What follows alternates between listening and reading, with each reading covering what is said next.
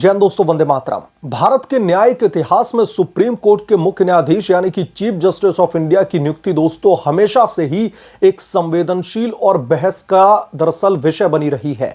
वर्तमान CJI B R. Gavai ने हाल ही में अपने उत्तराधिकारी के रूप में जस्टिस सूर्यकांत का नाम प्रस्तावित किया है, जो कॉलेजियम सिस्टम के तहत लिया गया एक फैसला है। लेकिन दोस्तों, यह नियुक्ति अब एक बहुत बड़े विवाद का केंद्र बन चुकी है। जस्टिस सूर्यकांत पर लगे भ्रष्टाचार के पुराने आरोपों ने न केवल सार्वजनिक बहस को हवा दे दी है, बल्कि पूर्व जजों और कानूनी विशेषज्ञों ने भी अब इस पर सवालिया निशान लगा दिए हैं, इस पर गंभीर सवाल खड़े कर दिए हैं। क्या कॉलेजियम का दोस्तों यह फैसला पलट दिया जाएगा? क्या सरकार इसमें हस्तक्षेप करेगी? और अगर हां, तो फिर इसकी प्रक्रिया क्या होगी? इन सवालों के इर्द गिर्द घूम रही यह चर्चा न केवल न्यायपालिका की स्वायत्तता को चुनौती दे रही है, बल्कि कार्यपालिका और न्यायपालिका के बीच में संतुलन पर भी सवाल खड़े हो रहे हैं। सबसे पहले दोस्तों समझना जरूरी है कि चीफ जस्टिस ऑफ इंडिया की नियुक्ति की दरअसल प्रक्रिया क्या होती है, कैसे होती है। भारत का संविधान अनुच्छेद 124(2) के तहत उच्च न्यायालयों और सुप्रीम कोर्ट के जजों की नियुक्ति राष्ट्रपति के द्वारा की जाती है। लेकिन दोस्तों, साल 1993 के दूसरे जजेस केस और 1998 के तीसरे जजेस केस के फैसलों ने दरअसल कॉलेजियम सिस्टम को जन्म दिया। कॉलेजियम में सीजेआई और सुप्रीम कोर्ट के 4 वरिष्ठतम जज शामिल होते हैं। Chief justice of India retirement से पहले अपने उत्तराधिकारी का नाम सुझाते हैं, जो सामान्यतः सीनियरिटी के आधार पर होता है। इस सिस्टम का दोस्तों उद्देश्य न्यायपालिका को कार्यपालिका के हस्तक्षेप से मुक्त रखना है, लेकिन आलोचक इसे दरअसल क्लोज डोर प्रक्रिया कहते हैं, जहां पर पारदर्शिता की कमी है। और वर्तमान मामले में भी chief justice of India B R. Gavai ने 27 अक्टूबर को जस्टिस सूर्यकांत का नाम का सुझाव दे दिया।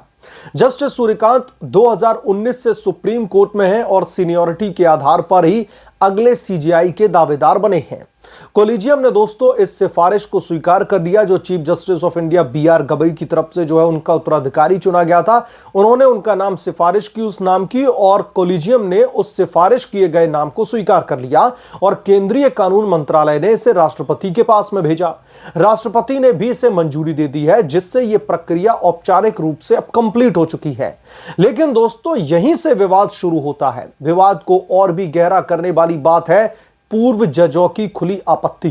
हालांकि आधिकारिक बयान बेहद कम है, लेकिन कुछ रिटायर्ड जजों ने सोशल मीडिया और इंटरव्यू में इस फैसले को लेकर के बेहद ही चिंता जताई है। एक पूर्व हाईकोर्ट के जज ने कहा है कि कॉलेजियम का फैसला सीनियरिटी पर आधारित है, लेकिन अखंडता यानी कि इंटीग्रिटी को नजरअंदाज नहीं किया जा सकता।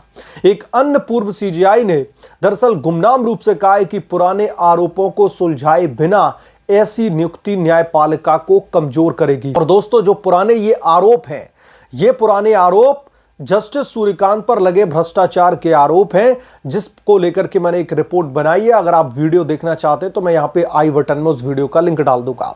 ये दोस्तों आपत्तियां कॉलेजियम सिस्टम की आलोचना से जुड़ चुकी हैं, जहां पर हाल ही में मध्य प्रदेश के हाईकोर्ट के जज के ट्रांसफर पर भी विवाद खड़ा हुआ था।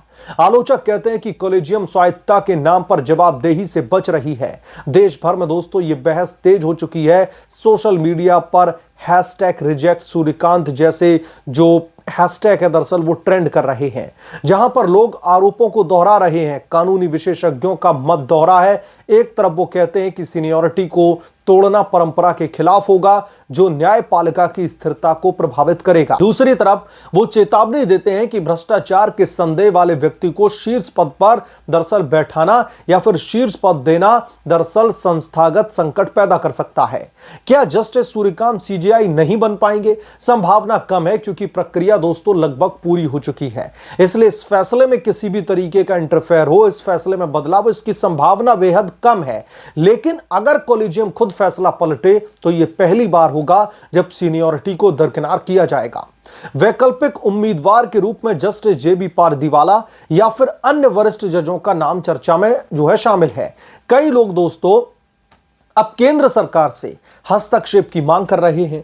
विपक्ष ने संसद में इस मुद्दे को उठाने की धमकी दी है, जबकि कुछ दरअसल एनजीओ ने राष्ट्रपति को भी पत्र लिखा है। लेकिन दोस्तों, सरकार का रुख साफ है। कॉलेजियम की सिफारिश को मंजूरी देना उनकी संवैधानिक बाध्यता है। फिर भी अगर सरकार हस्तक्षेप करना चाहे तो फिर प्रक्रिया क्या होगी? बहुत सारे लोगों का यह मानना है कि ऑल्दो सरकार ने इसकी मंजूरी दे दी है, लेकिन अगर सरकार इसमें हस्तक्षेप करना चाहे, अगर फैसले को पलटना चाहे, तो फिर प्रक्रिया क्या होगी। तो चलिए प्रक्रिया के बारे में जान लेते हैं।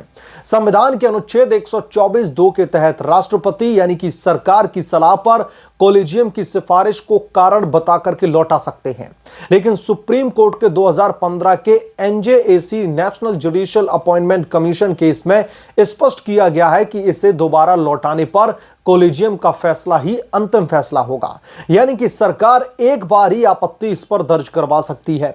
सरकार कानून मंत्रालय के माध्यम से आरोपों की जांच के लिए सीबीआई या फिर अन्य एजेंसी को निर्देश दे सकती है, लेकिन दोस्तों जजों पर जांच के बिना कॉलेजियम की सहमति के मुश्किल है। 1993 के दरअसल जेजेस केस में कहा गया कि कार्यपालिका केवल परामर्श कर सकती है, हस्तक्षेप नहीं। अगर सरकार मजबूत इच्छा शक्ति दिखाए तो एनजेएसी जैसा नया कानून ला सकती है जो कॉलेजियम को बदल देगा, लेकिन दोस्तों ये सुप्रीम कोर्ट में चुनौती का सामना करेगा।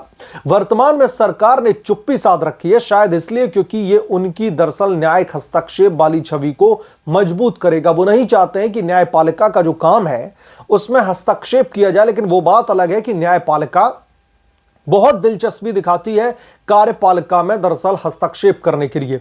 कानूनी विशेषज्ञों का मानना है कि हस्तक्षेप की संभावना कम है, क्योंकि इसमें कार्यपालिका और न्यायपालिका का संतुलन बिगड़ेगा।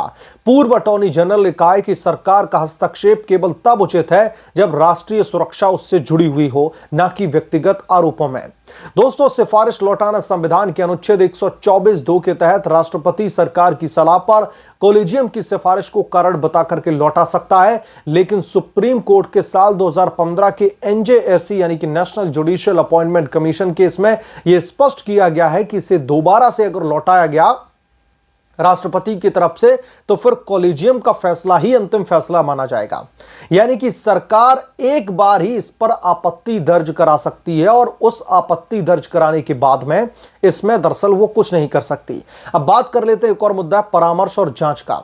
सरकार कानून मंत्री के माध्यम से दरअसल आरोपों की जांच के लिए सीबीआई या फिर अन्य एजेंसियों को निर्देश दे सकते हैं, लेकिन किसी भी जज के खिलाफ में अगर जो है इन्वेस्टिगेशन करवानी है तो सरकार को दरअसल कॉलेजियम की सहमति लेनी पड़ेगी, और वो सहमति एक तरीके से नामुमकिन सी दिखाई दे रही है, क्योंकि chief justice of India B R Gavai की तरफ से जस्टिस सूर्यकांत का नाम सुझाव दिया जाता है उसके नाम का, उसके बाद में कॉलेजियम इस पर सहमति दर्ज करता है, उनकी जो उन्होंने जो सिफारिश की थी उसको स्वीकार कर लिया जाता है।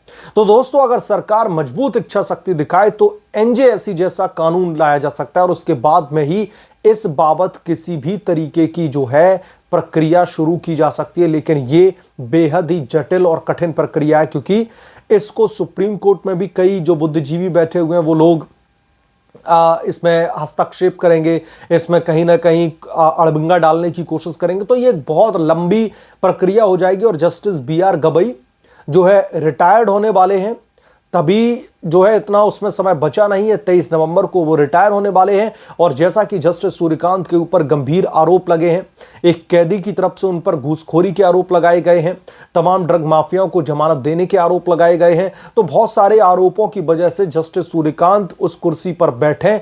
उससे पहले दरअसल ये बवाल मचा हुआ, ये लगातार उनके ऊपर आलोचनाओं की बौछार हो रही है, लोग अलग अलग बातें कर रहे हैं उनके बारे में। तो कुल मिलाकर के जो बहुत सारे लोगों का एक तरीके से कंफ्यूजन था कि सरकार क्या अब जस्टिस सूर्यकांत को सीजीआई बनने से रोक सकती है, क्या कोई पॉसिबिलिटीज हैं इसे लेकर के, तो इसका दोस्तों जवाब यह है कि जब तक एनजेएसी बिल नहीं लाया जाएगा तब तक सरकार के हक में यह फैसला आना बेहद ही मुश्किल है। और अगर इस बिल को लेकर के आया जाए तो फिलहाल जस्टिस सूर्यकांत के लिए मुझे लगता है कि अब इस मामले को लेकर के बहुत देर हो चुकी है। हां, एनजेएसी का बिल ला करके आगे की जो त्रुटियां हैं, आगे जो भविष्य में होने वाली समस्याएं खड़ी होती हैं, उन पर कहीं ना कहीं नकेल कसी जा सकती है।